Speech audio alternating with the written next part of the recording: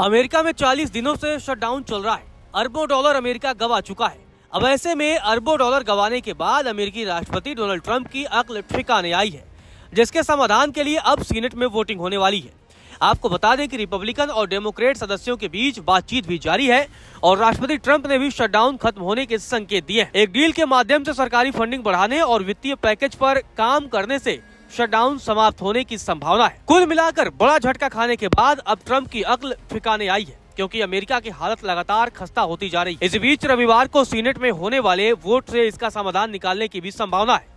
दरअसल रिपब्लिकन नेता और सीनेटर जॉन थ्यू ने बताया है कि शटडाउन समाप्त करने पर डेमोक्रेट सदस्यों के साथ बातचीत की जा रही है। हालांकि इसे लेकर अभी कुछ भी तय नहीं किया जा चुका है। वहीं अमेरिकी राष्ट्रपति ने भी शटडाउन समाप्त होने के संकेत दिए हैं। हालांकि ट्रंप ने रिपोर्टर से बात करते हुए कहा कि ऐसा लगता है कि हम शटडाउन खत्म होने के बहुत करीब हैं। हमने कभी भी कैदियों या हमारे देश में आने वाले अवैध लोगों को कोई खास पैसा या कोई भी पैसा देने पर सहमति नहीं जताई थी और मुझे लगता है कि डेमोक्रेट से समझते हैं और ऐसा लगता है कि हम शटडाउन खत्म होने के करीब हैं। आपको बहुत जल्द ही पता चल जाएगा।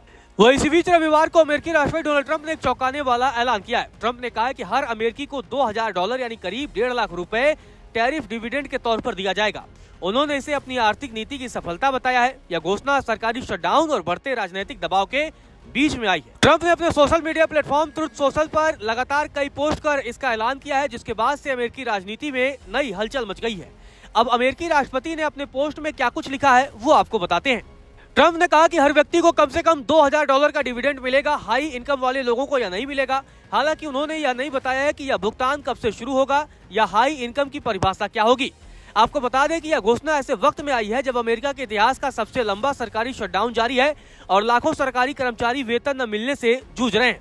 वहीं इसी बीच ट्रंप ने टैरिफ के खिलाफ वाले लोगों को मूर्ख बता दिया है। ट्रंप ने क्या कुछ कहा वो आपको बताते हैं। ट्रंप ने कहा, जो लोग टैरिफ के खिलाफ हैं वो मूर्ख हैं। हम अब दुनिया के सबसे अमीर और सबसे सम्मानित देश हैं। महंगाई लगभग खत्म है और शेयर बाजार रिकॉर्ड ऊंचाई पर है। 401 के यानी सेवानिवृत्ति फंड में अब तक की सबसे बड़ी बढ़त दर्ज की गई है। अमेरिका अब ट्रिलियन डॉलर कमा रहा है और जल्द ही अपने $37 ट्रिलियन के विशाल कर्ज को भी चुकाना शुरू करेगा। ट्रंप ने कहा है कि देश में निवेश और फैक्ट्री निर्माण में रिकॉर्ड वृद्धि हो रही है। हालांकि ट्रंप की यह घोषणा ऐसे वक्त में हुई है जब उनकी टैरिफ नीति को लेकर सुप्रीम कोर्ट में भी बहस जारी है।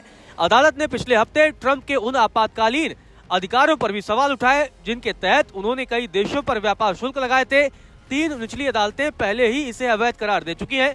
इस पर प्रतिक्रिया देते हुए ट्रंप ने कहा कि अमेरिका का राष्ट्रपति किसी विदेशी देश से पूरा व्यापार रोक सकता है, लेकिन राष्ट्रीय सुरक्षा के लिए एक साधारण टैरिफ नहीं लगा सकता। हमारे महान संस्थापकों का इरादा यह नहीं था। उधर CNN की एक रिपोर्ट सामने आई है जिसमें कहा गया है कि यह डील आखिरकार अमेरिका के इतिहास के सबसे बड़े शटडाउन को पूरी तरीके से खत्म कर देगी और इसमें जनवरी तक सरकारी फंडिंग बढ़ाने के लिए एक नया अंतरिम उपाय शामिल होगा। यह कई प्रमुख एजेंसियों को पूरी तरह से फंड देने के लिए एक बड़े पैकेज से जुड़ा होगा।